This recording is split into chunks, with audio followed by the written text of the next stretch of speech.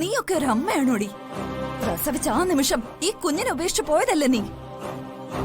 എന്നിട്ടിപ്പോ കുഞ്ഞിന് പാല് കൊടുക്കാൻ വന്നിരിക്കുന്നു. ഞാൻ ACP വിവരം അറിയിക്കാൻ പോവാ.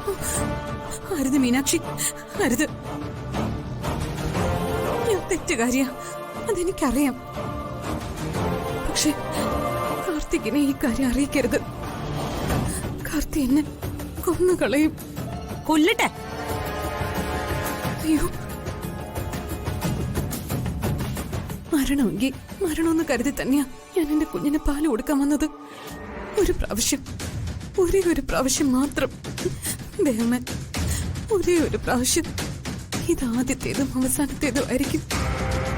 നിയന്ത്രിക്കാൻ പറ്റാഞ്ഞിട്ട് ഞാൻ വന്നു പോയതാ ദൈവമേ.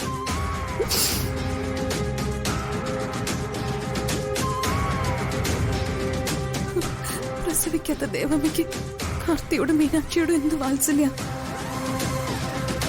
എത്ര കൊള്ളരുതാത്തവളാണെങ്കിലും ഞാൻ ഈ കുഞ്ഞിനെ പ്രസവിച്ചതല്ലേ ദേവമ്മേ. ഈ ഒരു പ്രാവശ്യത്തേക്ക് കുഞ്ഞിന് പാല് കൊടുത്തോട്ടെ.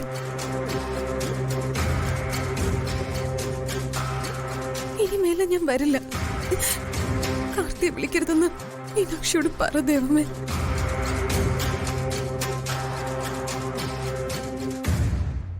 ACP ഇതറിഞ്ഞേ പറ്റൂ അമ്മേ. ദേവമ്മേ,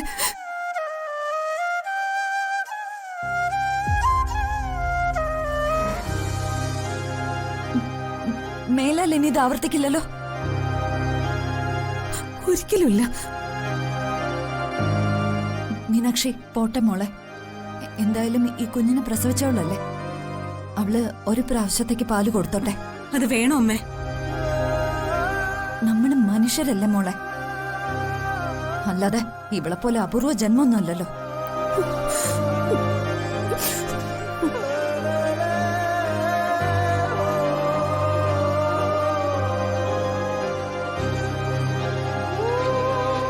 ഈ കരച്ചിൽ കണ്ട് ഇവളെ പറഞ്ഞു വിട്ടാ നമുക്ക് സ്വസ്ഥത ഉണ്ടാവില്ല. കാരണം ദൈവം നമുക്ക് തന്നത് കരുണയുള്ളൊരു ഹൃദയോ.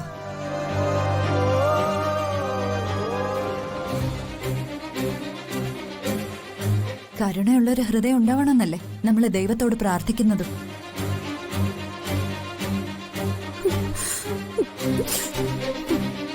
എന്തായാലും ഇപ്രാവശ്യം ഇവള് പാല് കൊടുത്തോട്ടെ.